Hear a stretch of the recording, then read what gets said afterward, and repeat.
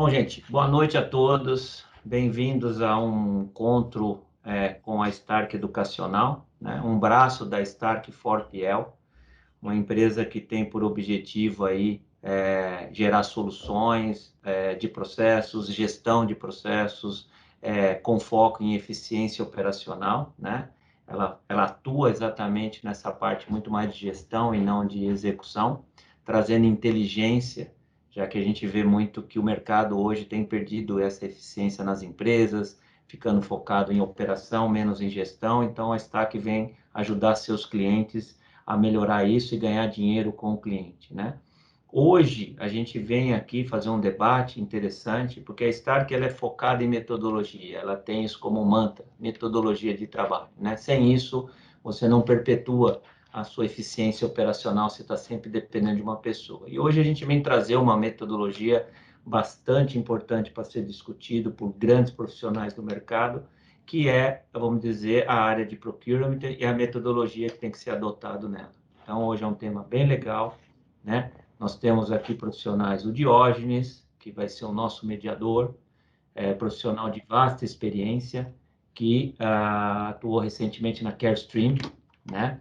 Temos aí o Ricardo Rampinelli, que vai ser apresentado pelo Diógenes, o Paulo, o Emerson, e agora entrando com a gente a Beatriz, para participar aqui desse debate, né? Então, eu queria dar as boas-vindas a vocês, queria passar a palavra para o Diógenes e a gente ter um debate bastante produtivo aí. Boa noite, Beatriz, bem-vinda também.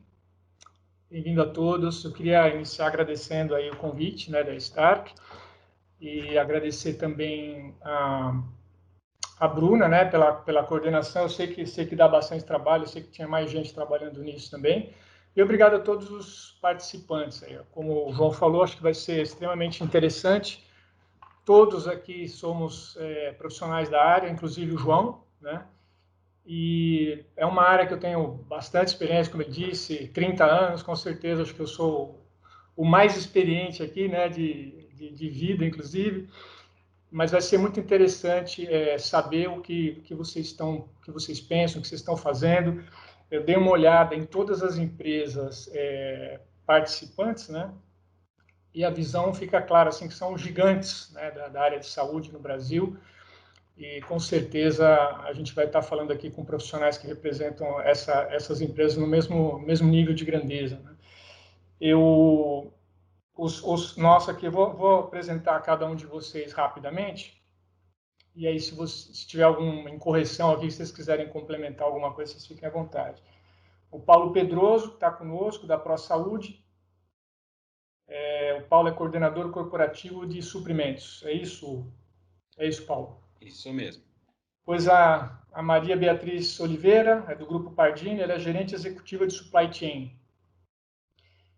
O Emerson Beth, da Abbott Laboratórios, ele é diretor de Supply Chain da Abbott. E Ricardo Spinelli, ele é o Procurement Manager da Latam.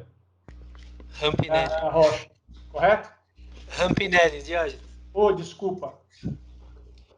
Está o nome errado aqui. Desculpa. Bom, eu queria, eu acho que um tema, né, o João comentou bastante aí até a experiência que ele está tendo, né, no transcorrer da pandemia. Aliás, uma das perguntas que a gente vai falar aqui é como vocês estão vendo a atuação da área de procurement frente a essa pandemia, né? Também já foi falado no começo, a Beatriz não estava aqui ainda, mas a gente falou que a área de compras está, mais uma vez, aí se mostrando como uma área estratégica nas companhias. E eu acho que não só nesse momento aqui, que realmente está tudo em falta e a gente está tendo que nos reinventar, né? Mas também como uma área que ajuda no resultado final das empresas, mais do que nunca no mercado tão competitivo como a gente tem vivido aqui no Brasil. O mercado está amadurecendo, o cliente fica mais exigente, né? O que é bom, e as empresas têm que ser cada vez mais competitivas. Então, a gente está acostumado, eu acho, com esse desafio todo, mas a gente não está acostumado com pandemia, né? Nenhum de nós aqui viveu a pandemia. A última pandemia que o mundo teve contato aí foi há quase exatamente 100 anos atrás, né? Então, é tudo novo para a gente, mas eu tenho certeza, eu tenho acompanhado o máximo que eu posso, a área de procurement, mais do que nunca, está trazendo a sua contribuição. A gente vai ter 1 hora aproximadamente aí de debate, né? E a gente vai ter praticamente três perguntas, mas a gente queria fazer uma coisa bastante dinâmica, né? Que desde o começo a gente está falando, ou seja, vamos fazer disso realmente um bate-papo. Como o João falou, vamos tentar ser mais, assim, menos politicamente corretos e mais assertivos, né? Então, eu queria dar essa liberdade para vocês também. Os temas de hoje. O primeiro tema é qual o papel de procurement dentro de uma empresa e onde a estrutura deve ser alocada. Pelo que eu entendi aqui, a nossa ideia aí, João, se eu estiver errado, você me corrige, mas é mais no sentido de saber com que área compras está mais direcionada, área de finanças, com área de produção, enfim. A segunda pergunta seria os impactos da pandemia, né, na área de procurement, que a gente já comentou, e, por fim, as tendências de procurement para os próximos anos, aí, no caso aqui, para os próximos 5 anos.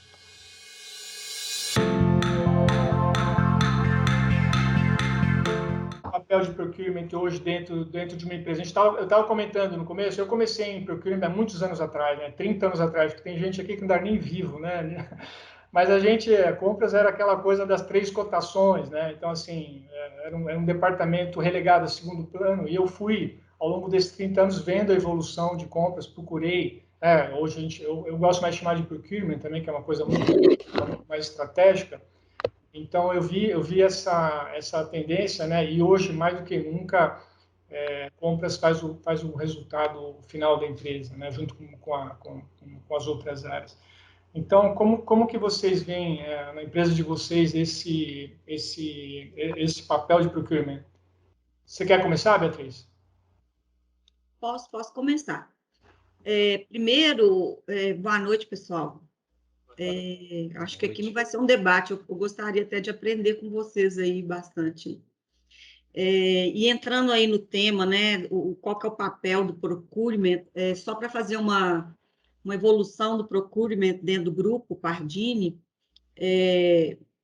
como vocês colocaram, antigamente, né, lá há muito tempo, a área de compras era mesmo uma área ali menos estratégica, mais para tirar pedido, e as questões mais estratégicas sempre sendo tratadas pelo board da empresa, pelos diretores.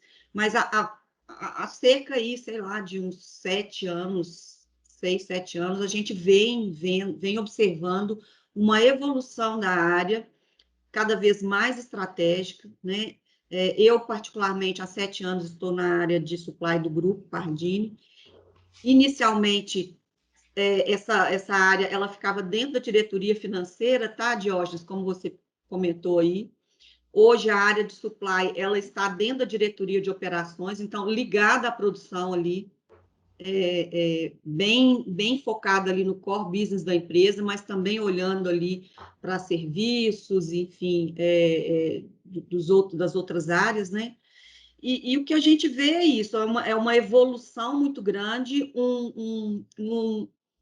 uma evidência maior, principalmente agora com a pandemia, a área de compras, que é a área de negociação das empresas, né, ela está sendo muito demandada, está muito em evidência, né? Trazer boas negociações, fazer boas negociações, uma escassez muito grande de produtos, a gente vai falar isso mais à frente aí, naquela questão aí da pandemia. Então, a área de compras, cada vez mais, ela tem um papel de relevância dentro da empresa. Essa questão aí de Pardini, né, um grupo relevante, de grande relevância dentro da área de medicina diagnóstica. Então, a questão aí de nossos produtos são praticamente mais de 90% importados. Então, a gente tem também um trabalho na importação, às vezes, em alguns equipamentos, até com a Abbott mesmo, aproveitando a presença do Emerson aqui, né, Emerson? A gente faz importação direta. Então, assim, é uma área que eu vejo cada vez mais estratégica e de mais relevância dentro das organizações. Perfeito. Emerson, eu queria fazer uma pergunta para vocês em cima desse tema. A gente vê que de uns anos para cá a área de procurement ela tá atuando em todas as áreas da companhia. Por exemplo, quando eu comecei, o diretor de IT ele mesmo comprava softwares, o diretor de logística ele mesmo fazia os bids lá e contratava as transportadoras. Como que é na empresa de vocês? Você quer começar respondendo, Emerson? Quero sim, eu complementando o que a Beatriz falou e também já respondendo a sua pergunta, eu acho que é uma jornada que a gente vê uma evolução, mas está longe do fim, né? Eu acho que, sem dúvida, a área de compras ou de procurement tem cada vez mais conseguindo um destaque dentro da companhia, porque as empresas, felizmente, ou a grande maioria, né? E aí acho que vale a pena comentar também que talvez o que nós estamos acostumados a lidar dentro das organizações que nós estamos, que são organizações de destaque, né, não necessariamente acontece em outras organizações talvez menores, né? Então, talvez a realidade seja um pouco diferente de organização para organização, né? Mas, sem dúvida, é uma área estratégica, é uma área que no final, ajuda o P&L da empresa, em todos os aspectos. Eu vejo em algumas... talvez eu dividiria aí, pegando um pouco do gancho da Beatriz, acho que quando a área de compras está associada vamos chamar, a algo produtivo, ele está mais embaixo de operações ou embaixo da área de fabril, e talvez quando está mais associado à parte de indiretos, talvez esteja mais embaixo de finanças, é o que eu tenho visto um pouquinho, né? Como Então, que é no caso da Abbott? Hoje a parte de indiretos fica embaixo de finanças, mas bem, não tanto a nível país, mas mais corporativamente, né? Então, esse encontro fica lá na nossa matriz, e o pessoal produtivo mais reportando aí a parte de manufatura. Mas é uma estrutura matricial, vocês respondem para os Estados Total. Unidos, no caso. Né? A Abbott é americana, né? Americana. Chicago, né? Isso, Chicago. Bacana. E aí me desculpa, você fez um comentário de... Não, a pergunta era se há uma abrangência de vocês comprarem tudo. Marketing, quem Sim. compra marketing Legal. procurement, Isso. quem compra logística é procurement, em todas as empresas. Ricardo, a tua também, Paulo, mesma coisa? Eu diria que é um esforço contínuo, né? De realmente demonstrar para o nosso cliente interno que a gente pode agregar valor, né? Então, eu diria que constantemente a gente tem essas discussões. Eu acho que com algumas áreas isso a gente já conquistou, outras áreas ainda a gente precisa conquistar no dia a dia, né? Demonstrando que procurement, se a gente é envolvido desde o começo, a gente consegue agregar valor. Se depois que a área já fez a negociação e passa para a gente, pouco a gente consegue contribuir. Ricardo, você quer comentar? Você quer responder também? Hoje a gente trabalha numa estrutura assim, onde Global Procurement, né, já tem uma cadeira funcional, né, ela é de grupo, então ela atende todas as divisões dentro da organização, dentro da Roche. E aí quando a gente começa a cascatear isso, né, para até as afiliadas, né, que seria o último nível dentro da empresa, a gente tem lá desde lá de cima Global Procurement, um Global Category Manager que determina todas as estratégias de categoria. Isso vai desde a logística até o marketing, até facilities. Totalmente matricial, né? Totalmente matricial. E eles, inclusive, eles já adotam hoje, né? Eu também que sou dessa função de grupo, a gente já adota uma postura mais proativa, né? Então a gente já aborda, né? A gente já sabe onde está a despesa, quem são os stakeholders, quem são os responsáveis por contrato. Então já faz um estudo local, então como que a gente vai poder abordar o mercado, qual que é a estratégia que a gente vai adotar. Então assim, a gente está 100% presente. Só que lá atrás a gente começou, né, fazendo o que o Emerson falou, né? Primeiro provando que existe valor para agregar, fazendo um monte de over-delivery para o negócio, né, para a gente se fazer presente em algumas decisões ali, até eles se sentirem confortáveis com a nossa presença, né? Porque o profissional de procurement lá atrás era um cara meio chato, né? Era um cara mala, o tirador de pedido que atrasa tudo o meu processo. O burocrata, né? Era um burocrata maldito lá dentro. E aí você conseguindo provar valor, e vai muito também do seu relacionamento, né? Acho que o profissional que lá em procurement se destaca é o cara que consegue também se relacionar bem. Sem dúvida. Às vezes não é só o resultado. E aí a gente começou a se fazer mais presente para tá participando, né?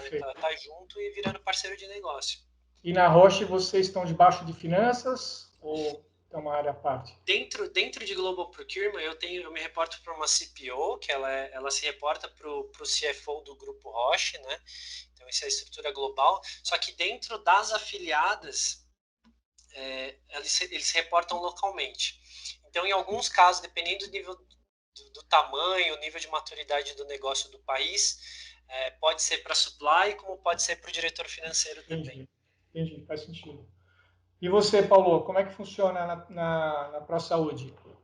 Bom, a ProSaúde é um pouquinho diferente desses modelos que vocês falaram aqui, né? A ProSaúde ele é um modelo de gestão mista, então administra hospitais pelo Brasil, tanto hospitais públicos quanto hospitais privados, quanto hospitais mistos, que atende um público e privado, e nas mais diversas regiões do Brasil. Por exemplo, a gente está no Acre, em algumas cidades indígenas, por exemplo, onde o grande desafio é você levar esse modelo tão bonito que a gente fala, né, que a gente gosta, né, enche o peito, vamos falar legal de compras, da área de supply chain, vamos levar um modelo desse para um lugar onde há difícil acesso, né, a ter essas metodologias, né. Então, o nosso desafio é muito grande nesse sentido, né, e uma coisa interessante é que de alguns anos para cá, a companhia percebeu que, na verdade, Suprimentos tinha sim que participar das decisões estratégicas. Ela individualizou o setor e não era só, como nós comentamos todos aqui, que não era aquele burocrata, o colocador de pedido, ou aquele que principalmente só trata urgência, né? Ainda mais tratando de uma linha sensível, que é a linha de saúde, onde se via muito isso na ponta, que a área de compras tratava as emergências. Tinha que montar um processo rápido para tratar a emergência. De incêndio, né? O famoso apagador de incêndio. Exatamente. Hoje em dia, esse profissional você já nem procura mais no mercado. Você não quer mais um comprador, você quer um negociador. Você quer uma pessoa estratégica para ajudar na tomada de decisão. Então, isso ao longo do tempo foi mudando muito e a área de compras ela virou um negócio dentro das empresas, né? E para a gente não foi diferente. A gente hoje participa de decisões estratégicas do grupo, inclusive debatendo sobre novos projetos e coisas nesse sentido. Então, a área de compras ela virou uma chave para esse novo tempo de resultados. Ela tem que ser um gerador de resultados, ela tem que participar da geração de novos resultados. E como que ela vai conseguir fazer isso? Montando modelos onde você tira o gesso desses processos antigos e passa a ser flexível, ainda mais em situações como o que a gente vive hoje. Viver numa situação de pandemia, onde as decisões precisam ser assertivas e rápidas, em modelos que você fala, poxa, eu tenho que ter uma aderência de processo, eu tenho que conseguir fazer uma entrega eficiente numa região difícil, em clientes que não têm tanto recurso, fazer uma operação funcionar sentido é o grande desafio. Então, como a gente falou de guarda-chuva, de estar ali embaixo de operações ou embaixo de finanças, eu até fico feliz hoje sabendo que a nossa empresa, né, a ProSaúde, hoje tem uma diretoria de suprimentos que não está ligada diretamente a operações ou mesmo à área de finanças, ela está ligada à diretoria executiva, então ela consegue controlar as decisões ali de uma maneira muito mais abrangente, né? Então a gente consegue debater os temas de logística, de abastecimento, de importação, de desafios financeiros de unidades. Então, tudo isso faz parte hoje de um contexto que, sem dúvida nenhuma, para a gente tem sido uma experiência muito produtiva. Sem dúvida. João, você quer falar alguma coisa? Opa, gostei não aguentei, né? Não aguentei, precisava entrar aqui, porque a história é legal que vocês comentaram. Como eu falei para vocês, eu entrei em setembro aqui no HCore, fazer uma transformação aqui. 90% dos compradores eu troquei, justamente porque aqui você tinha os caras que eram convertedores de pedido, né? Era uma área que quis centralizar, porém tem que fazer a transformação. Então, trouxe a metodologia do Strategic Sourcing para cá, então você começa a categorizar, né? Por exemplo, de setembro a dezembro, a gente já conseguiu capturar em torno de 6 milhões de saving, né? Então, a gente brinca que aqui não tem um mato alto, aqui ainda tem a copa da árvore. E outro ponto que eu achei importante de vocês comentarem é que não adianta a companhia virar e falar o seguinte, olha, centraliza compras. Na verdade, a área de compras ela é uma prestadora de serviço, então as pessoas têm que querer trabalhar com a área de compras. Né? Acho que foi bem dito aí por todos vocês, o Emerson e o Paulo reforçaram isso, de que, cara, você tem que vir aqui e ver que eu crio valor para você, né? Só que assim, eu tenho que ter disciplina também, porque, cara, eu estou gastando dinheiro de outra pessoa, então tem que ter compliance, né? Aqui eu peguei uma situação com tudo que você imagina de errado tinha aqui, né? Então foi um case legal para mim, que eu vi que muitos dos conceitos que eu tenho, eu consegui aplicar e deu certo, né? E aí, pegando um pouco o gancho do Diógenes, né? Quando você chega para o profissional de compras e fala assim, por que você faz 3 cotações? Aí, se o cara responder para você, não, porque eu consigo fazer a competição entre os fornecedores. Esse cara não é bom. Bom é aquele que vira e fala, não, 3 não. Se eu só coloquei 3 é que eu tenho medo da auditoria, porque o certo é colocar 200. Porque se eu sou um comprador, quanto mais gente eu consigo brigar, mais fácil eu vou adquirir meu preço. Nem sempre o mercado permite. Um exemplo é a própria Roche para o hospital. O oncológico, praticamente, você tem muita coisa patenteada, você não vai ter mais. Mas para mim, o cara, por que põe 3 fornecedores? Para mim, a resposta clássica é medo da auditoria, porque a gente tem que ser inteligente e fazer, né? Usar a plataforma, usar, né, leilão eletrônico e colocar o máximo de fornecedores. Mas um ponto que eu queria destacar aqui, que eu acho que é legal ouvir de vocês, é que uma área de compras ela tem que ser respeitada. Ninguém vai simplesmente querer trabalhar com você se você não for bom, né? Eu queria só complementar aí o João, né? Foi excelente aí. Primeiro ponto, assim, eu acho que a gente tem que mostrar mesmo que a gente consegue gerar valor para a companhia, trazer confiança, né, das pessoas.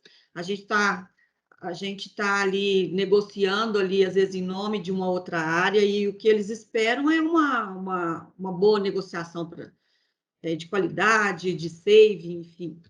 E o outro ponto que eu acho que tem nos ajudado também é a questão do compliance, né? Cada vez mais aqui no Brasil, principalmente depois da legislação aí do LGPD, não sei, assim, no Pardini, como o Pardini é nível 3 da Bolsa, então, assim, o nível de compliance, ele é muito alto, né?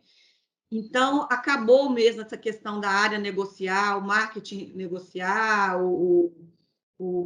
a logística, como vocês citaram aqui. Então, isso também está nos ajudando muito. Assim, os processos eles têm que ser iniciados. É claro, a área pode acompanhar com a gente, que eu costumo dizer, pessoal, assim, de uma forma bem informal, né?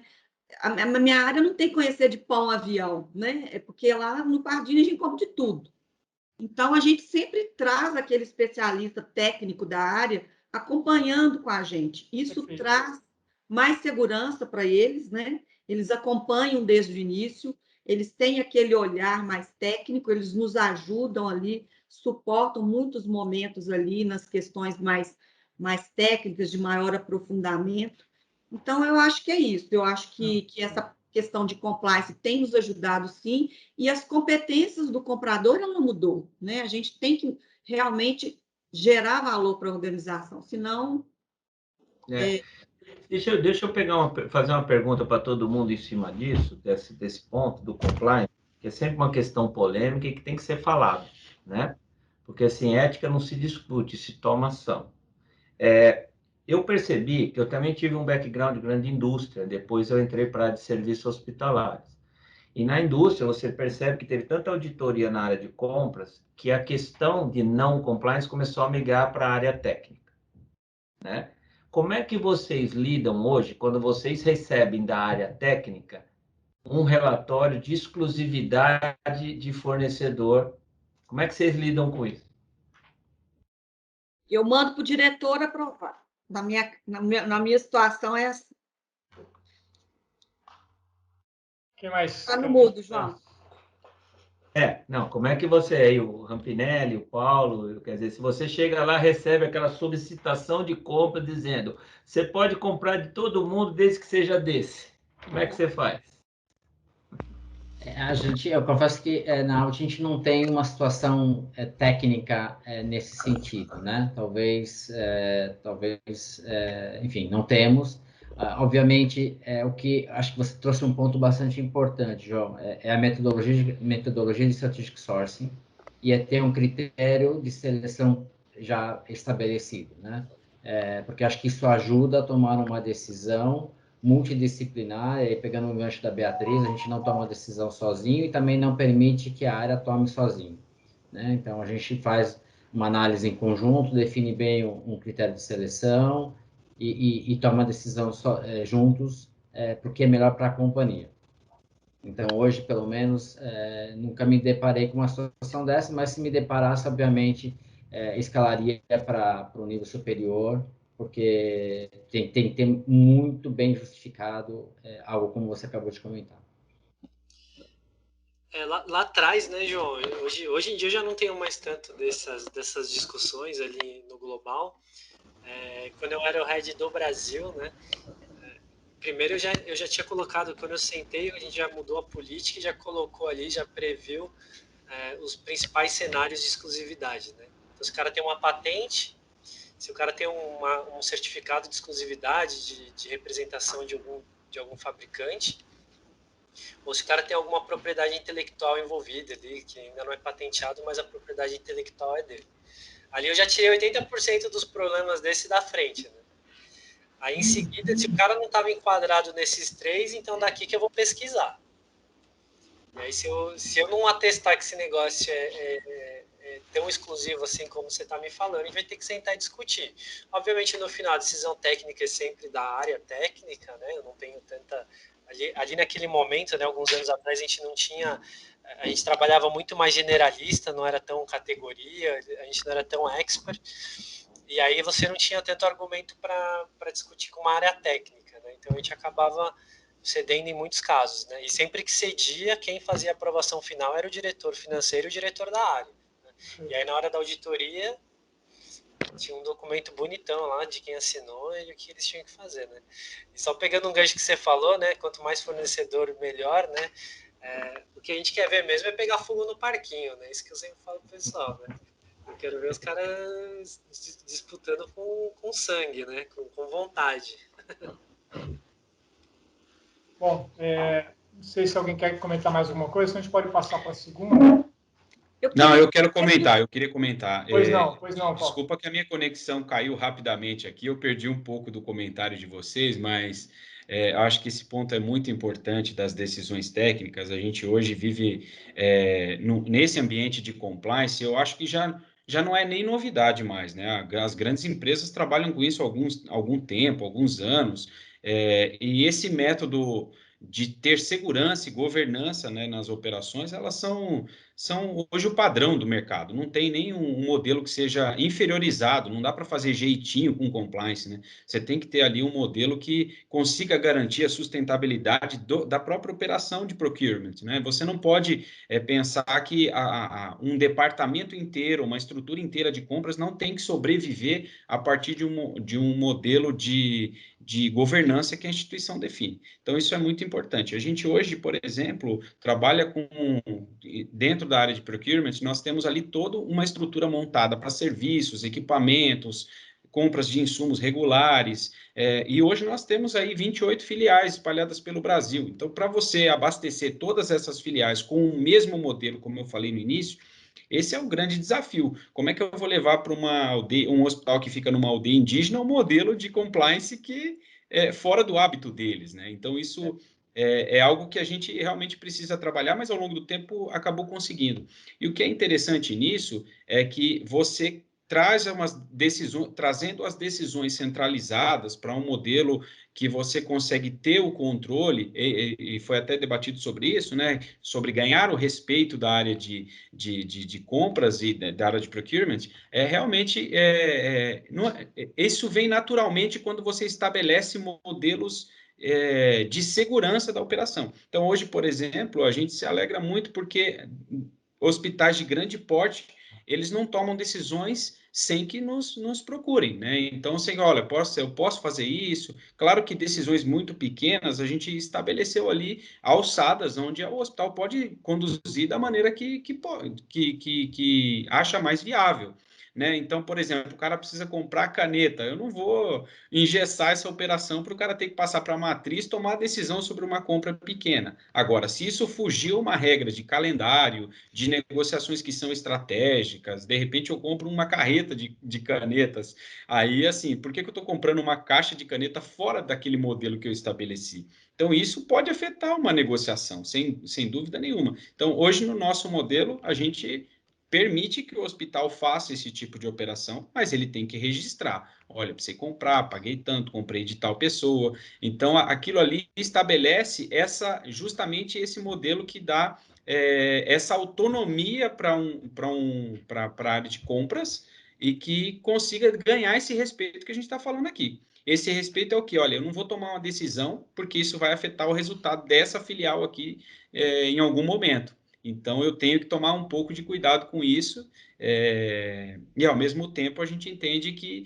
esses processos eles estabelecem esse modelo de governança e que dá segurança para que essa operação flua sem riscos. E a área de compras ela foi vista antigamente, ainda mais em segmento de saúde, pública ou privada, como maneiras de se beneficiar alguém de alguma forma, ou o comprador está levando por aqui ou por ali. Sempre isso foi uma bandeira que compras carregava, e hoje isso já mudou muito, né?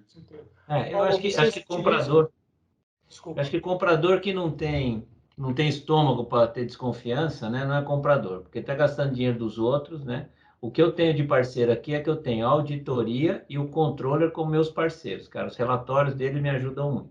Mas eu vou só colocar duas ações que eu já tomei. Por exemplo, aqui no HCOR a gente fala o seguinte: como o hospital tem muito essa questão de tender para um fornecedor, ou por questão assistencial, ou, por exemplo, os itens de engenharia clínica também, o cara tem que ser aquele fornecedor, porque só ele dá a solução. Tudo aqui tem um relatório técnico justificando isso, né? Então, cada cara da Tec tem que assinar, porque se ele for auditado, não vai ser o comprador que vai responder por aquilo, por não ter colocado mais fornecedores, mas sim a área técnica que assinou um documento, né? E outro ponto também, que eu tenho buscado minimizar essa questão do, como foi colocado, às vezes a gente não consegue gerar um embate com a área técnica. Eu tenho conseguido trazer compradores, né, especialistas, então às vezes você pega uma enfermeira para vir comprar, você pega um cara de TI para vir comprar, aí você tenta ensinar para ele compras, mas ele é um cara mais capacitado para fazer esse compra, né? Aqui a única dificuldade que eu tenho é com um cara técnico, você percebeu, não sabe mentir, né? Então, o cara técnico ele gagueja. Então, você fala para ele, cara, não é que ele compra, você tem que mentir, mas você tem que blefar. Então, esse é o principal treinamento difícil de fazer o cara ser um pouco mais, né, aquela coisa do comercial, do negociador.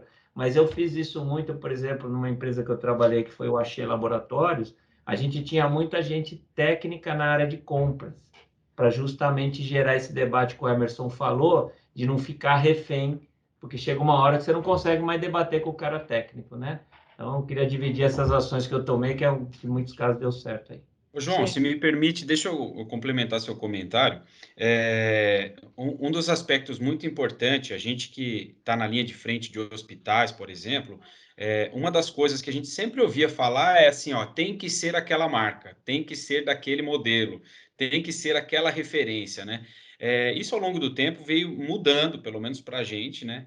O que a gente entende é o seguinte: por que não tem que ser essa marca? Né? E aí eu posso abrir o leque para todas as outras. Eu tenho um ambiente com muitos fornecedores, eu não posso simplesmente individualizar um. porque a marca é preferida das pessoas, né, dos técnicos. Então, assim, se eu tenho uma escolha de uma... Aliás, eu não tenho escolha de uma marca, eu tenho a desclassificação de uma marca, desculpa, porque ela não me atende a algum requisito específico da minha área técnica. Esse é um ponto muito importante também. Aí, Paulo, você sabe que isso daí vai no cadastro de materiais, né? O cadastro de materiais, ao invés de ter só o nome do produto, comprar lixa, ele já vai, lixa técnica do fornecedor tal. Então, não tem como você nem fazer um leilão eletrônico. Você vê que tem muito cadastro hoje que a descrição do produto é o nome do fornecedor. E aí isso tudo prejudica a nossa eficiência, né? Bem lembrado. Não, e você trouxe um ponto bacana aí, Fábio, João, dessas parcerias, né? O que a gente tem visto muitas vezes, e como na Rocha tem várias divisões, cada divisão tem um controller financeiro, né? Então, muitas vezes a gente traz para a mesa de reunião com o cliente interno o controle financeiro, que é o camarada que está controlando ali, né, todos os gastos da divisão, e a gente foi, olha, esse aqui é o fornecedor que a gente vem usando e essas aqui são as alternativas. Então, ele ajuda a gente a desafiar muitas vezes o nosso cliente interno, fala, meu, como assim, né? 20% na mesa de redução, como que a gente não vai avaliar isso, né? Mas se Então, você... Desculpa. imagina, vai lá, Diego. Eu queria só comentar, né, só complementando o que vocês falaram, que eu acho que o caminho é esse mesmo, que você pode também fazer um relatório. Olha, tem a preferência pelo cliente X ou pelo produto Y. Se for vencido, começa a colocar isso num relatório. Depois, quando for revisar com o dono do centro de custo, fala assim, nós deixamos aqui R$1 milhão, R$1 milhão na mesa por causa dessas preferências. Eu te garanto que no ano seguinte a coisa vai mudar totalmente. E quando você fala de uma compra ou duas, pode ser que o valor seja pequeno ou até insignificativo. Mas quando essa batalha é constante, você não consegue vencer, com certeza, talvez no final de um período de um ano, você consiga mostrar para quem é o dono do centro de custo o quanto que foi deixado na mesa, né? E uma coisa que eu queria perguntar, Paulo, quando você falou como funciona o ProSaúde, talvez seja uma pergunta para todos. Vocês usam cartões de compras para compras pequenas? Não. Na verdade, não usa. Assim, na verdade, a única coisa que tem definido é que a diretoria dessas filiais, sim, elas têm, mas elas não podem utilizar para o fundamento compra de insumo, por exemplo, tá? Não pode insumo ser geralmente utilizado não para pode isso. mesmo, não pode. Não pode. Esse tipo de operação é para situações, outro tipo de situações em que eles têm alçada para isso e há uma classificação. Não há o limite mínimo para compra, assim, que ele possa, por exemplo, o comprador tenha uma alçada. Isso já foi, há muito tempo atrás, isso já foi eliminado da operação. O que ele precisa fazer é passar por toda a rotina, até porque nós trabalhamos, a grande parte, né, 70% dos negócios da ProSaúde são órgãos públicos, e eu tenho que fazer uma prestação de contas com toda a transparência que o Ministério Público exige. Então, independentemente do valor da compra, o processo é o mesmo, a papelada vai ser a mesma. E tem muitos processos que são mais caros fisicamente na prestação de contas do que necessariamente a aquisição em si, né? Então tem que ser feito e assim tem que doer fazer um processo desse, mas infelizmente é um requisito. O caso é diferente. Para contribuir aí um pouco, pessoal, lá no Pardini é diferente. A gente tem um processo chamado de compra de pequeno valor. Essa compra de pequeno valor, que é até R$250, num limite acumulado no mês, não pode ultrapassar de 5 mil, a própria área ela pode, até para dar mais flexibilidade. A gente tem muito pedido de valor mínimo, de valor pequeno, né? Entendi. E às vezes o compra fica ali focado numa compra ali de R$300 e uma de 3 milhões fica ali aguardando, né? Então a gente tem esse fluxo que foi validado pelo compliance da empresa, mas a gente dá essa abertura, vamos colocar assim, para as áreas, né, de compras de pequeno valor. Deixa eu Existe só um comentar mais risco uma de... coisinha rápida também. Desculpa cortar. É assim, ó, a ProSaúde ela fez o seguinte: esse mesmo modelo de compras descentralizadas. O que nós fizemos? Nós classificamos as categorias que podem ser descentralizadas. Então, por exemplo, eu estou lá no interior do Pará, né? Só lá a empresa tem 11 filiais, né? Só no Pará, no estado inteiro.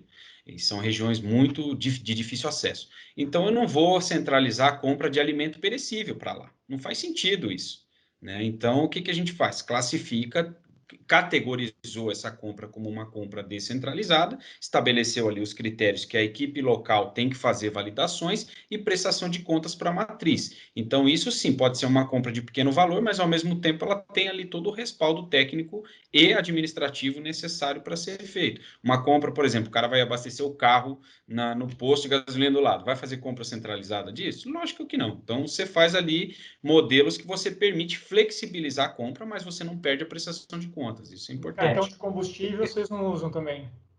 Não, não. É que assim, eu vou fazer uma pergunta pegando esse ponto do Diógenes também e provocar um pouco, porque assim, simplificação, ela não é nada sem controle, né? Então, quando você começa a fazer esse tipo de delegação, é ótimo, você ganha velocidade no processo, porém, se você não tiver gestão, você perde o controle dele.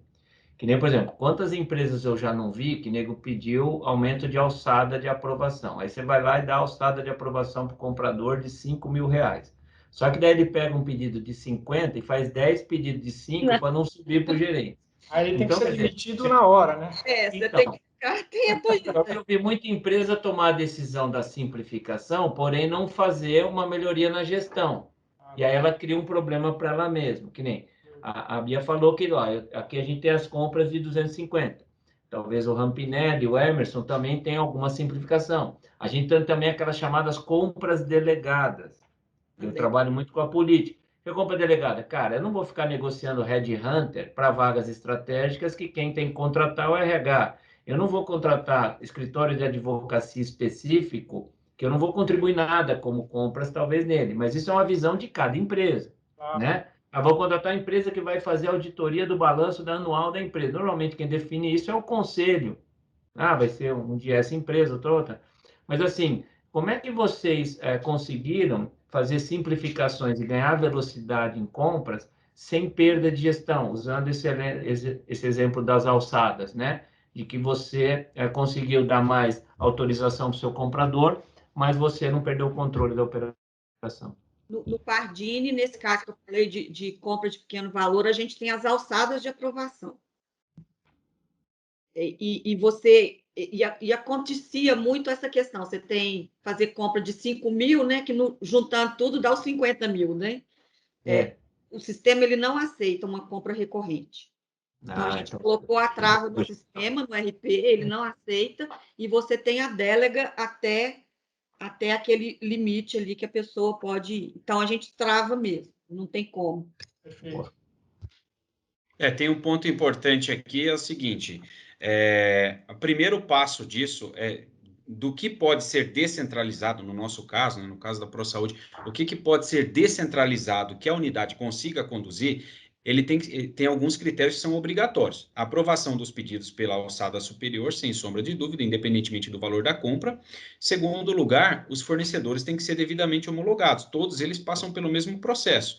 Então, terceiro lugar é o custo dessa compra. Então, se eu tenho um sistema que bloqueie eu fazer qualquer movimento acima de um percentual acima da média, né, 20%, 30%, eu estabeleço ali critérios para cada categoria, eu consigo restringir que esse movimento, como o João comentou, do cara dar o jeitinho, né, colocar lá 5, 6 pedidos e conduzir a compra durante o mês. Então, ali é um modelo para você restringir esse tipo de operação de fraude, porque isso é uma fraude. Claro. Então, se você consegue ter uma base de fornecedores que passam por um critério de avaliação, ou seja, não é escolha do comprador, mas é um critério aberto de cotação dentro dos parâmetros das negociações, sem sombra de dúvida. Eu tenho ali uma concorrência aberta para todos que podem participar, que se habilitaram para aquilo. Eu não abro exceções Então, um fornecedor que tem uma documentação ilegal não participa do processo, um fornecedor que não está de acordo com a parte, não está pagando os impostos em dia, porque isso é uma própria cobrança dos estados, ele não participa do processo, ele não leva, ele não ganha, ele não tem esse benefício, né? E muitos fornecedores que não pagam os impostos em dia, eles são mais atrativos por uma compra local de pequeno valor. Né, eles não pagam imposto, eles, vamos dizer assim, eles têm uma vantagem competitiva. Então, a gente tira essa vantagem competitiva para que a gente compare banana com banana, né? Literalmente assim. Todo mundo no mesmo padrão.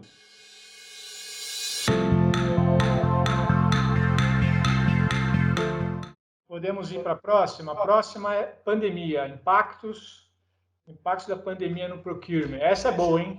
Que impacto? Não tem história para contar. Você quer começar, Emerson? Eu tô vendo que você tá rindo mais, cara. Você tem mais história que todo mundo. Vendeu muito.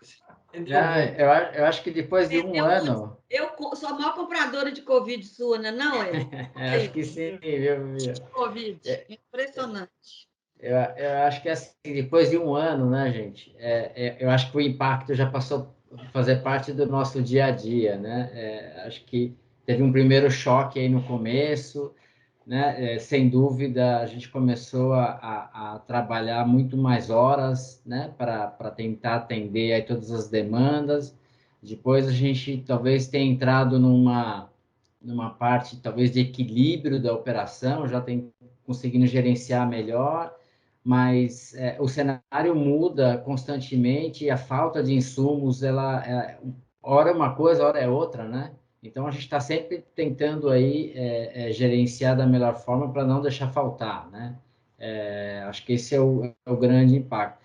E acho que para a equipe em si, acho que o mais importante aí que eu vejo, nós como gestores, né?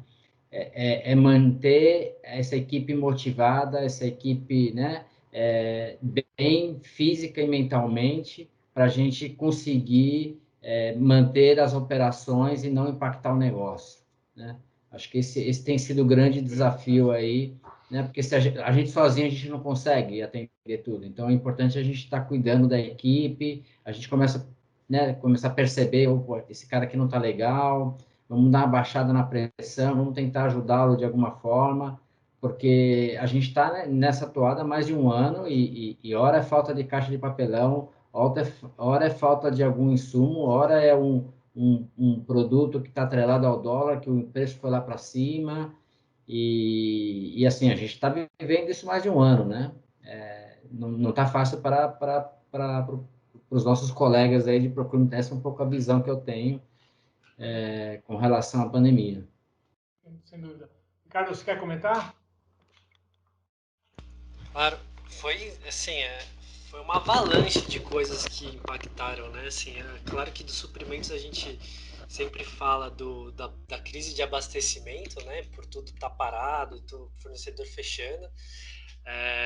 Eu estava quieto na minha, né? Quando começou a pandemia, eu já estava há muitos anos fora do dia a dia ali da rotina de compras, né? Numa cadeira bem menos apagador de incêndio, vamos chamar assim. E aí me lembraram de mim para fazer o BCM, né, do Business Continuity Management da Rocha. Né? E aí eu tive que começar a entrar em contato com todos os países, entender, né, se eles estavam atualizando. A gente lembrou que a gente tinha uma lista de fornecedores críticos e como cada um estava atualizando. E aí, com base nisso, obviamente, a atualização não tinha sido tão recente. Então, corre todo mundo, a América Latina inteira, no meu caso, atualizando e entendendo ali, né? A gente montou um questionário bem profundo com eles ali para entender quais são os planos de contingência desses fornecedores críticos, né? Qual que era a estrutura de IT que eles tinham para o pessoal trabalhar remoto. Então, a gente foi entendendo lá na ponta da cadeia do fornecedor para entender qual seria o impacto, né? E aí, no meio do caminho, eu como estou mais envolvido na parte logística, né, com os contratos globais e tudo, o Global disparou, né, fez um call e falou assim, a gente precisa fazer um plano de contingência especial, né, específico, para a gente fazer o transporte dos refrigerados, né? Porque lá em cima eles já estavam mapeando a temperatura de distribuição das vacinas e falaram, quando chegar a vacina, toda a cadeia, todo o transporte, eles vão direcionar para distribuir vacina. Só que a gente não pode ficar sem para distribuir os oncológicos. Então, monta a contingência e armazena gelo seco para cima e para baixo, embalagem e tudo mais. Não faltou nada, graças a Deus. Também a vacina não saiu, a gente estava discutindo isso em março do ano passado, né? Então a gente já estava muito prevenido aí em relação a tudo que podia impactar a gente, né? E no final a gente acabou trazendo, né? A Roche desenvolveu o teste, né, de Covid, SARS-CoV-2, e a gente precisou montar planos, e aí o outro impacto que foi assim, sensacional, foi um desafio legal, que era, que nem o Paulo falou, a gente precisa distribuir teste para o Brasil inteiro, um teste que chega no Brasil com 20, 25 dias de prazo de validade. E aí você está sem malha aérea para distribuir, você não tem voo. Como é que você manda lá para o Acre? A gente fala muito da Ilha da Canoa, né? Que a gente tinha que passar os equipamentos da Roche assim, de $1 milhão dentro de uma canoa lá, o cara empurrando lá com o pau a pique. Então era muito complicado, assim, o plano teve que funcionar e funcionou bem. Até que hoje você vê que bastante gente, né? No passado o nosso desafio era os testes, né? Era testar a população, e hoje agora é vacinar. Né? Excelente. Você quer comentar alguma coisa, Beatriz? Como é que está aí no Pardini? Bom, enfim, fazendo um retrocesso lá do início do ano, né, de 2020, primeiro a gente teve uma dificuldade inicial de colocar a turma em home office. A área de compras do Pardini é centralizada, né? Então, aí colocar todo mundo, os compradores, enfim, no home, já nós tivemos que uma logística mais... E num cenário de escassez de produto, né? Escassez de álcool em gel, máscara, os médicos, tá, João? Se não tiver máscara, não trabalha. Médicos na ponta e eu correndo atrás de máscara e tudo muito caro. E escassez de muita coisa. E os kits e reagentes, né, colegas aí, Roche e Abbott, correndo atrás de vocês aí, né? Que deu os kits, né? Porque todo mundo correndo atrás de todo mundo. Demanda alta e escassez de tudo, né? Caixa de papelão, enfim, tudo. E aí nós passamos o primeiro semestre aí nesse perrengue, nessa peleja, né? E vem o segundo semestre, começa a crescer a demanda, assim, de uma forma inesperada, e eu lá de novo com a Roche, com a Abbott, né? Que é de produto. Parece que orquestraram menos, assim, não acreditaram que ia ter um reaquecimento rápido, né? E aí eu correndo atrás também, que deu os produtos, gente. E aí o segundo semestre a gente começou uma demanda forte de Covid, né? Só praticamente Pardini produzindo só os testes de Covid, né? Para PCR e a parte de sorologia, teste rápido, enfim. Uma demanda muito alta. E como a logística internacional, como o Ricardo comentou, muito comprometida, né? Não tinha nem container para transportar, não tinha voo. A gente fez importação direta e com muita dificuldade, enfim. Nesse ano as coisas estão mais organizadas, apesar de, às vezes, alguns problemas, né? Aí agora o que a gente tem muita dificuldade nesse momento dentro do Pardini são o material para ser usado, que a gente chama os reagentes para fazer o kit COVID, tá? O João deve saber disso aí, gasometria para o hospital, os testes mais focados nos pacientes internados, né? Que a gente está com muita dificuldade de encontrar esses produtos aqui dentro. Então, assim, é uma coisa meio que ano passado foi bem mais complicado, esse ano um pouco menos, mas dando para administrar um pouco melhor, com um nível de estresse mais baixo, mas ainda com dificuldade em itens mais específicos. Acho que é como o Emerson comentou, já passa a ser o novo normal, né? Quer dizer, um ano atrás, na verdade, assim, infelizmente a gente está vivendo ainda o que aconteceu um ano atrás, só que agora a gente já aprendeu a viver com isso, né? Não significa que seja fácil, né? Mas que bom que vocês estão conseguindo. Foi uma tremenda hora da verdade, né? Que a gente viveu, porque todo mundo não sabia para onde correr. Então, teve empresas, né? que se fortaleceram, porque se uniram, então aqueles mimimis entre áreas, não sei o que, teve que acabar porque era uma questão de sobrevivência, e quem incorporou isso no modelo de gestão da empresa sai mais forte, né? Porque você tem falta, você teve que improvisar muita coisa, o fluxo de comunicação teve que andar mais rápido. E o que eu achei interessante foi que quantas áreas até então invisíveis deixaram de ser, né? Você pegar uma área de limpeza, que até então, serviço não core, qual importância essa área teve numa situação de Covid? A segurança patrimonial, né, para organizar fluxos e tudo mais. Então, quantas áreas? A própria área de compras, né? Que até então, pô, agilidade, né? Essa onda que teve agora, praticamente tive que montar um núcleo dentro da área de compras para ficar comprando, achando equipamento, prisma, etc., de acordo com a demanda dos volumes de pacientes, porque praticamente nessa onda 3 a gente teve o dobro de pacientes das duas últimas ondas. Então, dessa vez não faltou máscara, não faltou luva, não faltou álcool em gel, mas faltou coisas que me preocuparam muito mais, porque daí começou risco de faltar medicamento. Verdade. Né? Os leitos totalmente ocupados, quer dizer, então, assim, eu acho que toda crise, né, é meio clichê isso, mas toda crise é uma hora de oportunidade. Então, a gente que trabalha em área de operações, né, e compras está dentro dela, a gente só consegue implementar coisas importantes quando tem crise, já reparou? Né? Então, vem aquela crise, a gente ganha aquela importância, é hora de aumentar o headcount aqui, investir num sistema ali, aumentar uma área de estoque lá, porque você não vai ter outra onda dessa, porque depois, não precisa, tudo mais. Isso mesmo. Então, eu acho que foi uma grande hora da verdade da gente ver, e é isso que a gente debate aqui bastante com esses painéis da Stark Educacional também, é que tem muita gente que viu que não tem eficiência operacional no pior momento para ela, né? Que nunca trabalhou os seus processos e, de repente, a hora que vem um negócio desse, muita gente vai quebrar, ou, né? Porque, por exemplo, o nível de receita de um hospital numa situação de Covid, ele chega a cair quase 80%, porque a receita do hospital vem de cirurgia. Aí o paciente não quer vir fazer cirurgia porque tem medo de pegar Covid.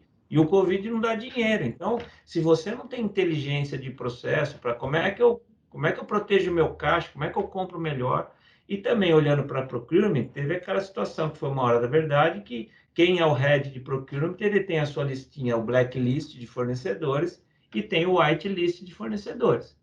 Né? Quem que foi parceiro agora? Quem que foi parceiro nesse momento? Quem que me garantiu o suprimento, mesmo que contingenciado, mas não me deixou sem?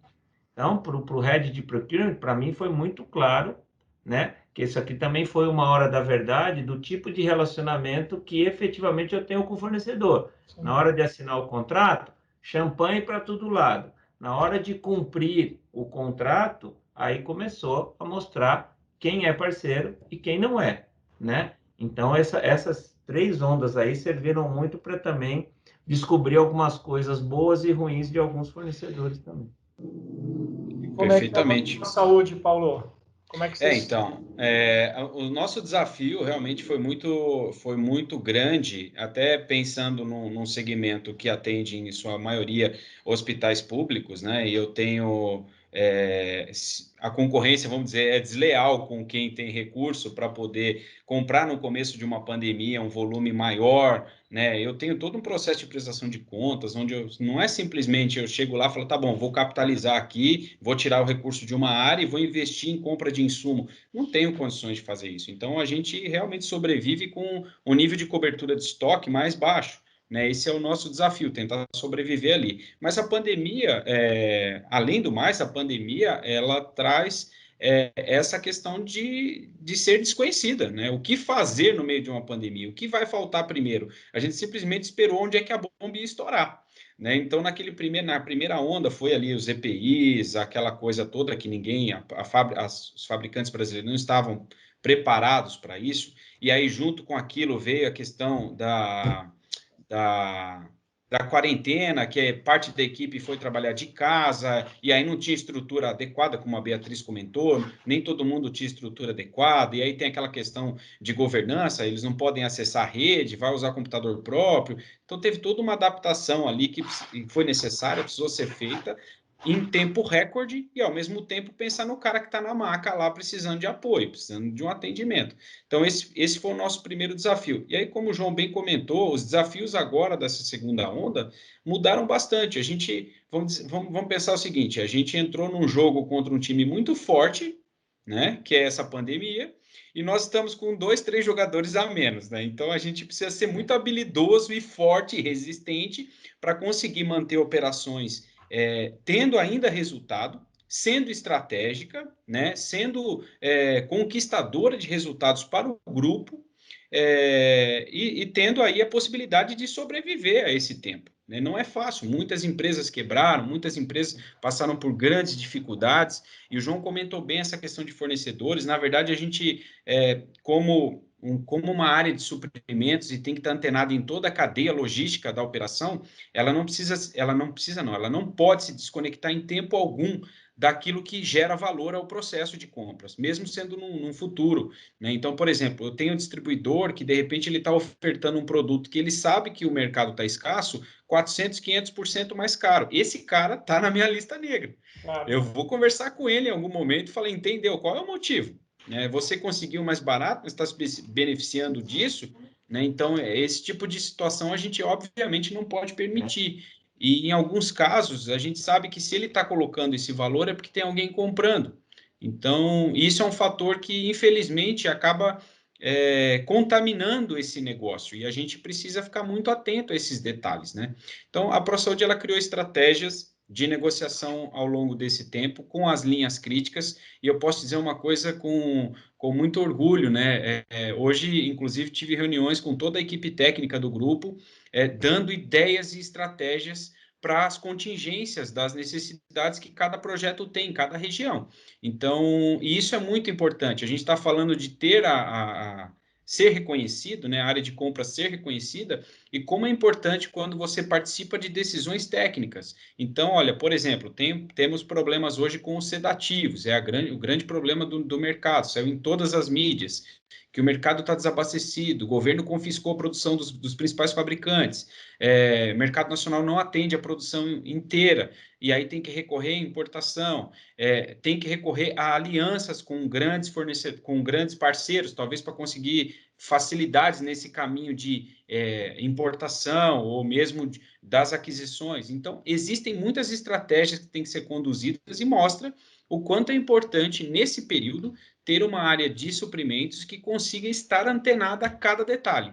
E, principalmente, pegar essas situações que são que afetam muito os resultados e que pode gerar uma crise muito grande numa instituição com pouco recurso, por exemplo, isso que eu falei de fornecedores que colocam uma sobretaxa sobre um produto que está escasso, e infelizmente o hospital acaba em algum momento tendo que comprar, esses fornecedores, eles realmente eles não podem ser parceiros, né? Eles têm que ser ali o último da fila e ser tratados não como parceiros, né? Não tem uma aliança ali construtiva, né, com esses fornecedores. Né? E, Paulo, ainda teve, né? Ainda teve essa questão do ICMS, né? Que pelo menos para os hospitais filantrópicos foi tirada a isenção, né? Que nós tínhamos de ICMS. Então, no meio dessa pandemia de aumento de custo, ainda a isenção de ICMS de medicamentos, de materiais e principalmente de OPME foi tirada. Então, veio aí aumentos de 25%, 27% em coisas que era zero. E a gente tem que se virar nos 30% em relação a isso, né? Tem fornecedores que pegaram porque o IGPM bateu em 25%, que tem alguma coisa, o cara vem pedir 25%, cara, numa situação que nem essa. Cara, ele tem direito, né? Uhum. Mas, assim, é nessa hora que a gente tem que ter inteligência. Uma coisa que eu quero destacar para você, Paulo, assim, legal ver, você tem você vive numa diversidade muito grande, porque você tem que fazer tudo por licitação, ser amarrado, né? O único pró que eu vejo disso é que para você sobreviver, você tem que investir em inteligência, né? Assim como eu via muitas as produtoras de peças atendendo montadora, tanto que elas durante muito tempo foram meu benchmark de inteligência em compras, porque para elas sobreviverem e se manterem vivas, precisa ter inteligência, porque qualquer errinho que ela faz, o EBITDA dela vai para o negativo com uma multa numa montadora. Você tem um modelo que é legal, porque você acaba, num certo momento, virando até um pouco protagonista, né? Ó, eu tive que desenvolver essa metodologia, tive que desenvolver esse sistema, tive que desenvolver essa inteligência. E você, num certo momento, com todo esse sofrimento que você tem, você acaba sendo um cara que desenvolve coisas que a gente precisa aprender, né? Isso é muito interessante. Você falou das ferramentas, né? Hoje, ainda bem que isso foi feito antes da pandemia, que se fosse um projeto deixado para depois, ou seja, classificado como um tema de menor importância, isso teria afetado com certeza, né? Então, nós, ao longo desses últimos 7 anos, principalmente, a empresa investiu bastante nisso, investiu pesado nisso, e hoje nós temos um sistema que consegue varrer as operações, analisando estoques, tempo de cobertura, definindo as políticas de cobertura de estoque, de reposição, classificando os itens de maior e menor importância, aqueles que têm maior variação de preço. Então, foi criada uma política ali para proteger o estoque. Esse é um ponto importante. E depois, política para fazer a melhor negociação. Então, nós criamos barreiras ali para a gente evitar esse tipo de crise. Mas é óbvio que ninguém previa o que aconteceu, né? Mas isso, de certa forma, gerou uma segurança. Agora, muitos e muitos hospitais espalhados pelo Brasil inteiro, eu estou dizendo de centenas, nos procuraram ao longo desse período de pandemia sem saber o que fazer, né? Pedindo, pelo amor de Deus, me ajude, porque eu não sei o que eu faço. Eu não sei, não tenho uma estratégia para enfrentar essa crise. E isso mostra que realmente há um alerta muito grande no mercado, né? Há um alerta de hospitais carentes de acesso a informações, acesso a controles, acesso às melhores políticas de controle de estoque e compras, e ao mesmo tempo mostra também o quanto ainda é fraco na área de saúde a questão de estratégia, da estratégia correta de compras, né? Qual é a conduta do comprador? Né? Metodologia, governança, metodologia.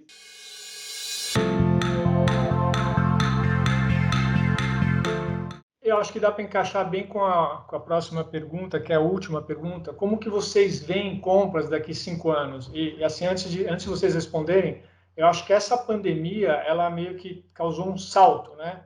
Não só para a área de procurement, mas para todas as áreas do país. Eu acho que, no fim, o país vai sair fortalecido disso, de alguma forma. O mundo, né? Eu quero acreditar, pelo menos isso, que eu sou otimista, né? Como que vocês veem a área de procurement daqui 5 anos? Você quer já começar, Fábio, complementando a sua resposta, que eu acho que tem a ver com a tua resposta? Eu vejo, por exemplo, a área de procurement daqui 5 anos continuando investindo muito em automação, né? A gente precisa continuar tirando da atividade de compras aquela atividade braçal. Eu tive a oportunidade de uma viagem lá atrás, visitar o Vale do Silício com um grupo de executivos do instituto que eu faço parte, e a gente teve num grande fornecedor de sistemas, né, de ERPs, e lá, cara, o comprador já mostrando que o comprador conversa com o computador, então o computador já vira e fala, olha, você tem tanto, sua demanda foi de tanto, então, basicamente, eu acho que eu recomendo para você comprar 200, mas como é que foi, sabe, não é mais aquele transacional. Então, o analista de compra, essas coisas tende a assumir, né, para que a gente tende a usar mais isso que a gente falou, nós temos que ter inteligência, né? Então, eu vejo vindo uma automação, eu vejo a área de compras ocupando cada vez mais seu espaço estratégico na empresa, né? Isso depende muito do comportamento nosso. Então, se você olhar um hospital, você está um pouco mais próximo do business, porque a negociação com uma operadora depende muito do custo, então você participa mais lá. Mas numa indústria, às vezes a área de compras, ela é aquele está lá na jaula, né? E aí reclama que está na jaula, mas assim, também não faz nada para ocupar um espaço na agenda estratégica. Exatamente. Compras têm que participar do processo orçamentário, mas tem que levar inteligência para isso. Então, acho que daqui 5 anos nós vamos ter uma área de compras que tem processos bastante robustos, centralizados, mas cada vez mais a área em si descentralizada, né? Eu acredito muito que a área de compras que é efetiva é aquela que vive o ambiente da onde ela compra coisas. Hoje a gente não consegue colocar lá porque essa pessoa acaba ficando subordinada àquela área, mas eu vejo no futuro que você vai ter processo de inteligência, onde você vai ter um comprador de engenharia que pode ficar lá dentro da área de projetos, um comprador de estoque de laboratórios que fica dentro da área de laboratórios. Porém, você consegue pilotar todo mundo dentro de uma central sua, porque está robusto no processo, né? O processo, como o Paulo colocou, eu descentralizo compras, mas eu não descentralizo o processo. Tem um modelo, tem que fazer 3 cotações, tem que homologar fornecedores, porém isso cada vez mais sendo de forma inteligente. Então, eu acho que assim, a automação e o uso, provavelmente, de inteligência artificial, porque assim, essas análises que a gente fica fazendo, que a gente tem uma área de inteligência que faz um BI, que não sei o que, isso deve ser mais automatizado para fazer mais parte do dia a dia do comprador. Quer dizer, não adianta, né? Porque tem aquela discussão que a gente fala, o que é saving, né? Tem muita gente que não sabe explicar saving. O meu conceito de saving é, eu só tenho saving quando eu conseguir comprar mais barato do que eu comprava. Não é mais barato do que o orçamento, porque o orçamento pode estar errado, não é mais barato. Então, para compras recorrentes, é abaixo do que eu comprava. Para eu saber, né? Porque às vezes eu tenho que justificar lá meu preço. Se o meu preço está abaixo do orçado, eu estou feliz, mas eu não posso provar só que está abaixo do orçado, tem que mostrar que está dentro do mercado ou abaixo dele. Como é que eu crio essa inteligência, né? Então, eu acho que a área de compra daqui a 5 anos vai se desenvolver muito mais em automatizar isso, e o comprador vai ser um especialista mesmo da categoria dele, o cara que domina todo aquele mercado, sabe onde está se posicionando e vai ter conversas com o fornecedor. E eu acredito muito que daqui a 5 anos essas parcerias com os fornecedores vão ser melhores. Eu acredito muito no modelo de supply chain, que seria o 4º estágio de integração de um supply chain, que é quando você consegue colocar o fornecedor junto com a empresa. Hoje a gente tem processos de VMI para estoque, mas talvez aquela coisa, você é meu parceiro mesmo? Então, me ajuda a garantir que eu estou comprando um preço bom de mercado, né? E não simplesmente eu só converso com você na renovação desse contrato. Me ensina, fornecedor, a um uso adequado do seu produto aqui dentro. Porque você fica feliz quando a minha enfermeira usa demais sem necessidade, porque você vende demais para mim. Esse tipo de coisa, para mim, em 5 anos tem que acabar. Tem que acabar. O fornecedor tem que ganhar comigo, não ganhar sozinho, né? Ele não tem que pegar o meu dinheiro, ele tem que fazer dinheiro comigo. Eu acho que essa relação é o que vai gerar um ecossistema mais equilibrado, porque senão vão ter hospitais, no meu caso, que estou morrendo, e quando morre um hospital é menos receita para todo mundo. Então, nós não podemos deixar isso acontecer. Então, essa é a minha galinha dos ovos de ouro. É. Paulo, você quer comentar também? Sim, esse ponto é muito importante que o Fábio falou da questão de investimentos na infraestrutura, sistemas, e obviamente que isso tem que ser tem que ter um canal de direção, né? Assim, tem que ter um canal onde vai levar a algum lugar, né? Eu não consigo pensar em sistema que me dá muitas informações, mas eu não faço nada com elas. Então, obviamente que eu tenho ali, se eu vou tratar, por exemplo, compras estratégicas, né? Eu tenho que ter as informações para eu poder processar isso e gerar informações de valor ali, né? Eu não vou gastar energia com o processo de compras que não agregam valor à corporação. Eu tenho que realmente fazer um esforço coletivo, com análise técnica, definições técnicas, prazo correto, os parceiros, os players todos envolvidos, e ali chegar num consenso onde é o melhor negócio para o grupo.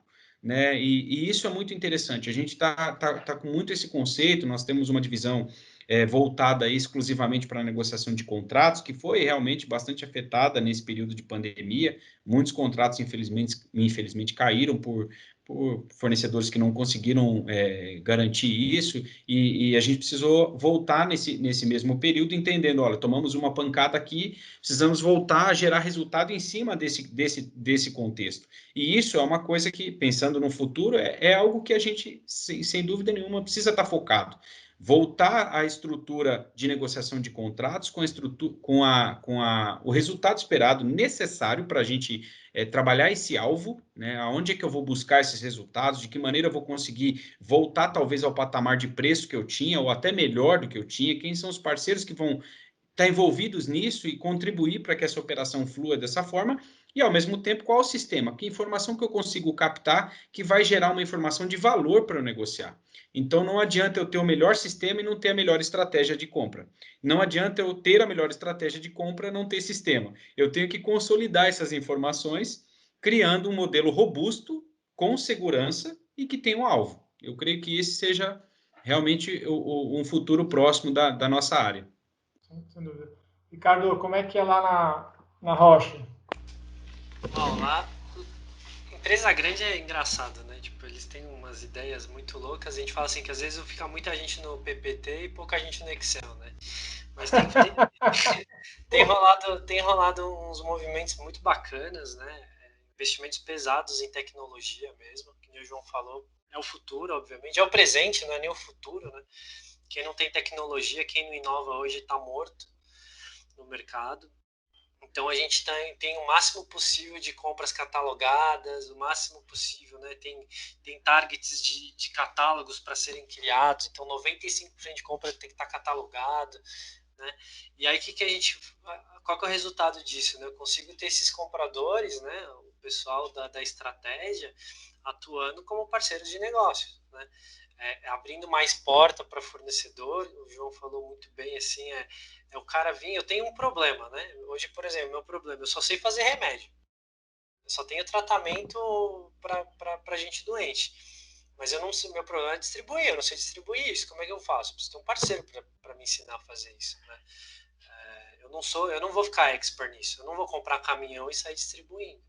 Então, eu preciso desenvolver gente boa para ser o mais efetivo possível, no melhor custo possível. Cara que também é interessado em desenvolver tecnologia. Não é só eu pensando em me inovar para ter o melhor tratamento para o paciente, mas você precisa ter a melhor tecnologia para distribuir isso da melhor forma possível. Então eu tenho que começar a amarrar. E o cara que está na frente, né, o comprador, uma vez que. Acho que outra coisa que eu também gosto muito que o João falou é ter essa ambientação, né? Eu só posso estar muito mais focado, aprofundado em logística, sentando lado a lado com os caras de logística, participando de fóruns de logística. Eu quero saber o que uma DHL da vida planeja hoje. O maior cara de freight forward do mundo, eu preciso saber o que ele está discutindo. Eu preciso estar junto com uma Kuehne+Nagel, preciso sentar junto com a Panalpina, eu preciso viver isso, preciso estar o tempo todo respirando o que esses caras estão fazendo para eu poder entrar dentro com os meus responsáveis de supply e poder ajudar os caras a direcionar o negócio. Né? Que aí que você vai gerar valor, né? Sem dúvida. Exatamente. Né? Eu acho que esse papel de comprador, tirador de pedido, já era, assim, empresa que ainda está vivendo isso, eu acho que a gente ainda vive muitos universos diferentes, né?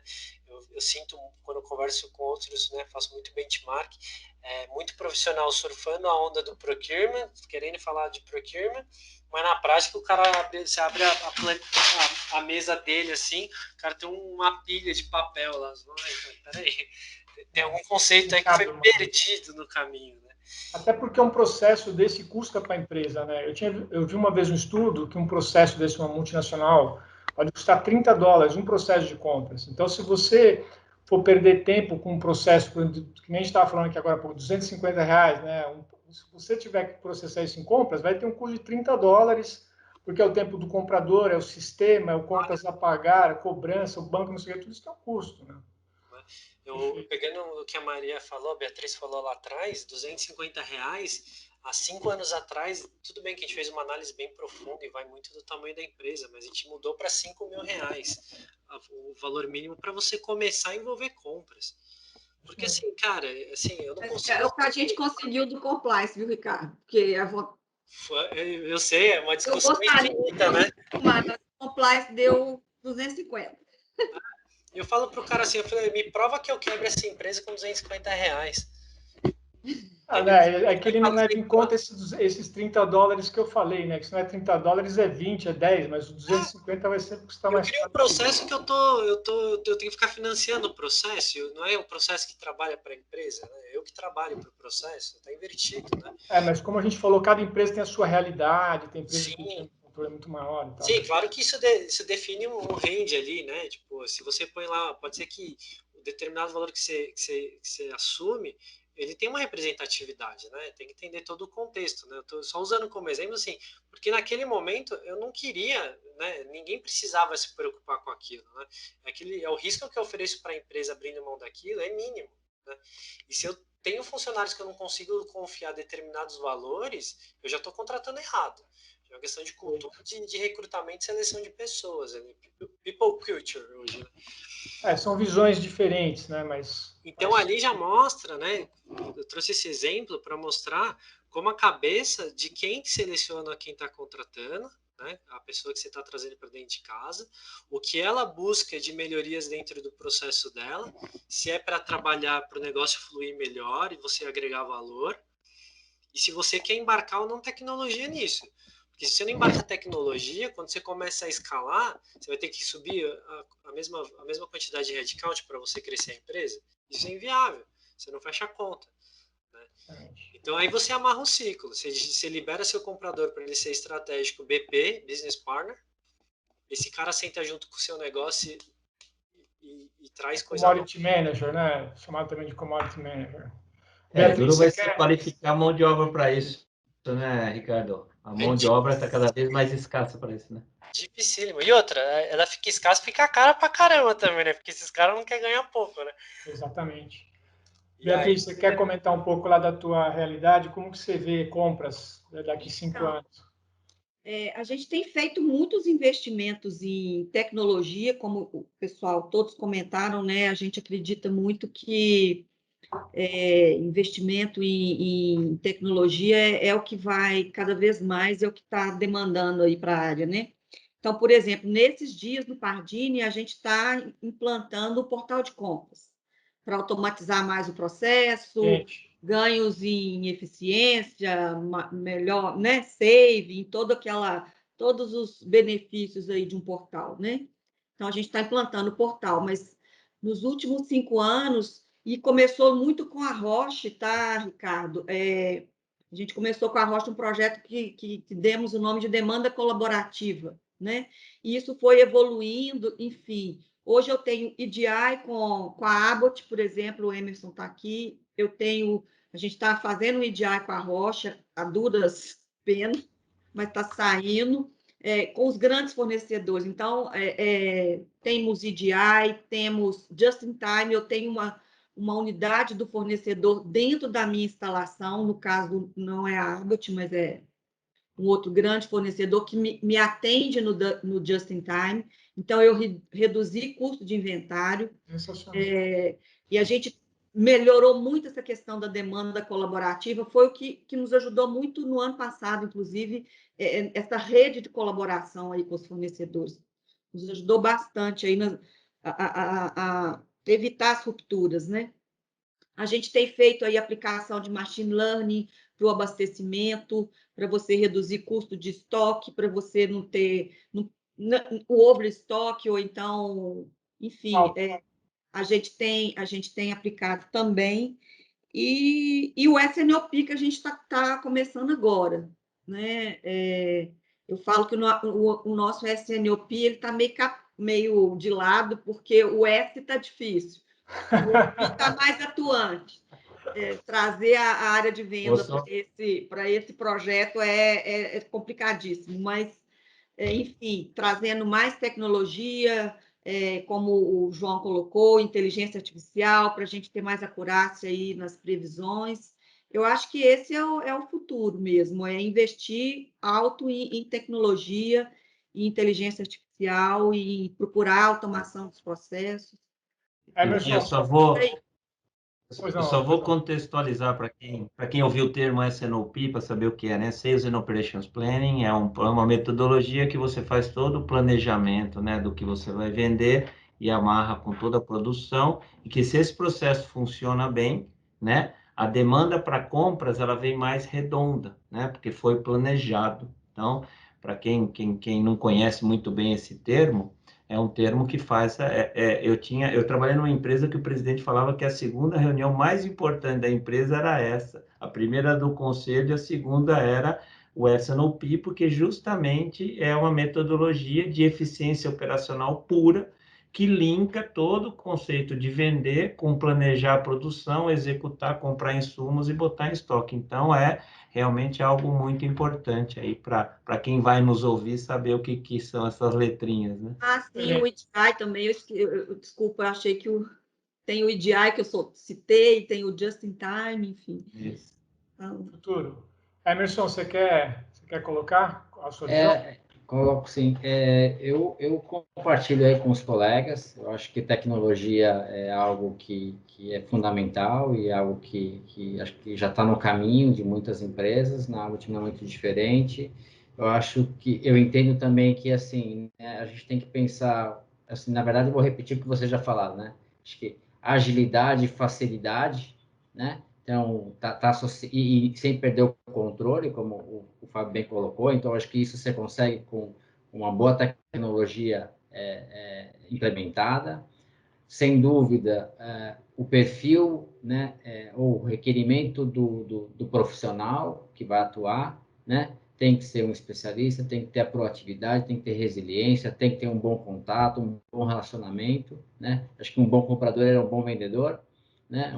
Um bom relações públicas, um bom, né, aquela pessoa que tem que ter uma boa relação com o pessoal interno e com o fornecedor.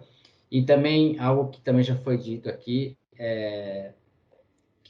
vai ser repetitivo, mas eu acredito também, a gente sabe que dependendo da categoria que você está gerenciando, chega um momento que não adianta você fazer bid, porque não é dali que vai sair o resultado. O resultado vai sair de um programa de SRM, que é o que a gente vem constantemente aí trabalhando, de trazer o fornecedor próximo, né? E começar a conversar de que forma a gente consegue trabalhar, porque às vezes o processo nosso acaba prejudicando o fornecedor, né? Então, se a gente consegue, de alguma forma, melhorar o nosso processo, dar mais visibilidade, dar um planejamento para ele, um S&OP bem estruturado, isso faz com que ele também consiga se planejar melhor e não passe para nós o custo dessa ineficiência, né? Então, acho que basicamente é o que todos falaram aqui, só queria... Não, sem dúvida. né? Eu acho que a área de compras ela acaba fazendo esse papel do intermediador, né? É o mercado, o cliente interno e todo mundo trabalhando junto. Eu não vejo como funcionar melhor se não for dessa forma, né? Então, como o João comentou, não adianta o fornecedor se aproveitar de uma situação como essa e daqui a pouco o hospital está fechado.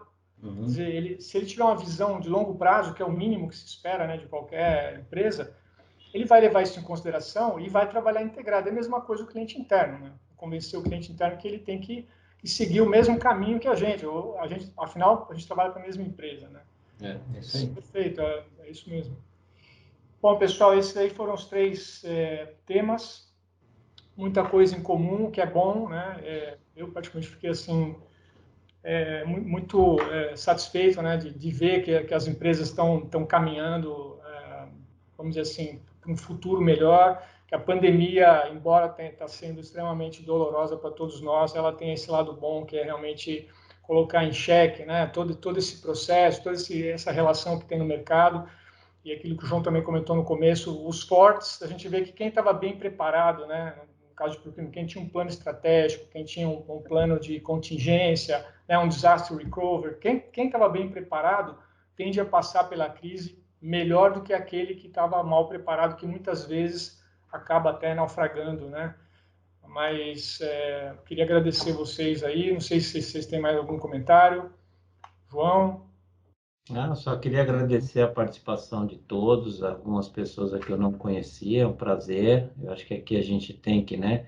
Eu confesso que eu resolvi ficar no setor da saúde, porque acho que é um setor que eu sinto que eu contribuo. Então, se a gente puder estar junto, né, criando soluções não só para a empresa que nós fazemos parte, mas para o setor de saúde, afinal de contas, todos nós somos clientes desse setor, né? Então, o que a gente contribui, a gente está contribuindo para a gente e para a nossa família, por isso eu me encantei muito em ficar no setor da saúde obviamente, desejar aí cuidado a todos, né? Pelo menos até o começo do segundo semestre, onde a gente espera que pelo menos todos estejamos vacinados. Eu acho que eu vou ser primeiro que vocês, hein? Eu mesmo sendo profissional da saúde não fui ainda e não tenho previsão, meu amigo, mas cuidem-se. É isso aí, pessoal.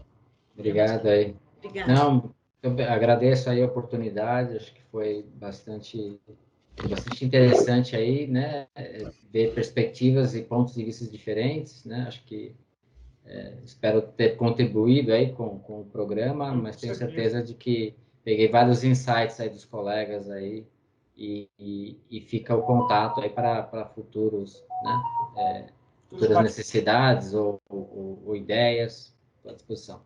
Ótimo. Agradeço também, foi muito interessante, né? Repetindo aí as palavras do Emerson, foi uma satisfação muito grande ter esse bate-papo, né? Uma área que a gente gosta muito, né? Então a gente fala com prazer dos desafios, né? O desafio tem que ser prazeroso para a gente, né? Tem que ser aquela coisa que você fala, poxa, eu quero chegar nesse objetivo, eu quero superar esse problema, eu quero conseguir passar por essa fase de pandemia. Com alegria, com um sorriso no rosto, na medida do possível, com altos e baixos que a gente vem passando, mas sem dúvida nenhuma que a gente não perca a esperança num futuro próximo, que a gente consiga realmente aplicar aquilo que vem ao nosso coração, aos nossos sentimentos, que a gente consiga contribuir com outras pessoas naquilo que a gente não domina, porque a gente também aprende todos os dias, mas que a gente gosta, né? Isso aí foi um prazer conversar com vocês. Excelente. Muito obrigada, viu, pessoal? Gostei muito aí do bate-papo. 2 fornecedores, parceiros do Pardini aí na mesa, aí, muito bom. 2 colegas de hospital, assim, estão aí na linha de frente, né? Muito obrigada aí pela contribuição aí. Nós que E os agradecemos. contatos aí também. Obi, achei que você ia pedir redução de preço durante a sessão. Não, mas a gente já está nesse... Esse embate. Ô, Bia, vou confessar que, vou só contar um testemunho aqui, né? Teve uma época que eu era bem curioso, eu tava na diagnóstica ainda, não era do grupo ainda, e eu tomava, na época eu bebia cerveja, hoje em dia eu não bebo mais, me transformei. E eu tava com um amigo de vendas que atendia o Pardini, Silvério. Nós estamos ao vivo, hein? Marco Silvério. Marco Silvério. Aí eu curioso, perguntei para ele assim, o Silvério, né? Ele tava contando da RFP do Pardini e tal. Eu falei, amigão, você tá ferrado. Você caiu numa estratégia de procurement aí pesada. Se você ganhar esse negócio aí, você vai sair liso daí. Você ganha todas, né? Foi o maior projeto da companhia, o Enterprise. Foi a e não ganhou, né? E não ganhou. A Abbott ganhou. A Abbott ganhou. Para ele, isso aí, ó, do jeito que vocês estão atuando, vocês não vão ganhar. Eu falei, porque agora a decisão não é mais baseada no relacionamento que você tinha com o cliente.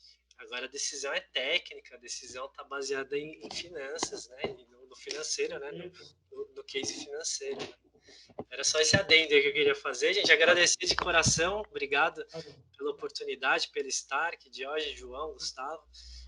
Foi maravilhoso aí, que Deus abençoe muito aí o projeto de vocês, que todo esse conteúdo aí ajude muitas pessoas também, né, que elas possam ver esses grandes exemplos aí, poder se espelhar, poder chamar a gente para conversar também, para esquentar mais o discurso, né, João? E a gente fazer a nossa área crescer, né? Que acho que esse é o objetivo. É isso aí, vamos contribuir, vamos continuar contribuindo. Obrigado mais uma vez, pessoal. Prazer estar com vocês.